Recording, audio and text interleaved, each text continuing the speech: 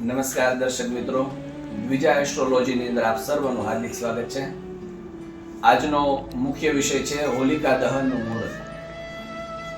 સામાન્ય રીતે આ વર્ષે સૌથી મોટો પ્રશ્ન એ છે કે ક્યારે હોલિકા દહન કરવાનું અને ક્યારે વ્રતની પૂનમ છે એ ઉજવવાની.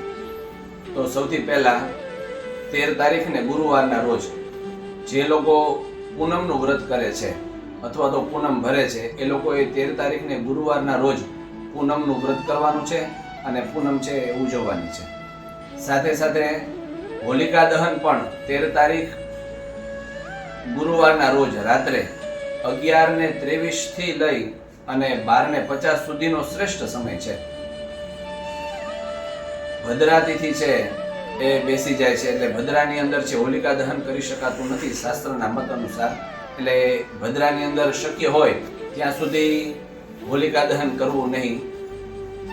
હોલિકા દહનની અંદર છે એ આપણી પરંપરા પ્રમાણે જે વસ્તુઓ આપણે હોલિકાની પૂજાની અંદર વાપરીએ છીએ, આમ તો સામાન્ય રીતે ષોડશોપચાર પૂજા હોલિકાની કરવાની હોય અને ત્યારબાદ હોલિકા છે પ્રજ્વલિત થાય અને હોલિકા દહન થયા પછી 1 છે, 3 છે, 5 છે અથવા 7 છે યથાશક્તિ પ્રદક્ષિણા કરી અને એમની જે વિભૂતિ છે, એમની જે ભસ્મ છે એ લગાડવાથી કોઈ પણ પ્રકારની આદિ વ્યાધિ અને ઉપાધિ છે એ મનુષ્યને છે એ સ્પર્શ કરતી નથી.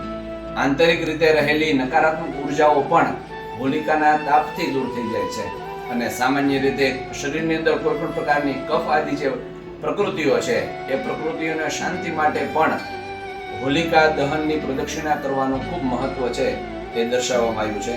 એટલે દરેક ભક્તો છે એ હોલિકા દહનના દર્શનથી પોતાના સઘળા પાપ છે એ નાશ કરે અને એ જ દિવસ એટલે એવું કહી શકાય કે દારૂણા નામની રાત્રિ, જે 4 મહારાત્રિઓ છે એમાંની દારૂણા એટલે કે હોળીની જે રાત્રિ છે એ હોળીની રાત્રિના દિવસે ગુરુએ આપેલા કોઈ મંત્રનું શ્રેષ્ઠ યજન કરવામાં આવે, મંત્ર જાપ સ્તોત્ર પાઠ કરવામાં આવે તો અનંત ગણું પુણ્ય છે એ પ્રાપ્ત કરાવે છે. કોઈ પણ મંત્ર લેવામાં આવે તો એ મંત્ર છે એ સિદ્ધિ તરફની યાત્રા છે એ કરે છે. એટલે દરેક સાધકો માટે આ રાત્રિ છે એ સૌથી મોટી રાત્રિ ગણવામાં આવે છે અને રાત્રિ દરમિયાન કરેલા મંત્ર જપ છે, પાઠ છે, પૂજા છે એ ઈશ્વર સુધીની યાત્રા છે કરાવે છે. અને આ દિવસે રાત્રિના સમયની અંદર દિવ્ય ઓરાઓ છે, દિવ્ય તેજ છે, હકારાત્મક ઉર્જાઓ છે એ આકાશ મંડળમાંથી વરસતી રહેતી હોય છે.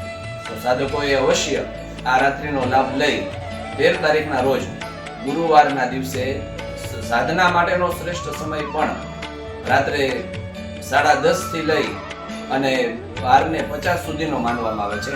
તો દરેક સાધકો છે એ સાધના કરી ઉત્તમ ફળની પ્રાપ્તિ કરે. અસ્તુ.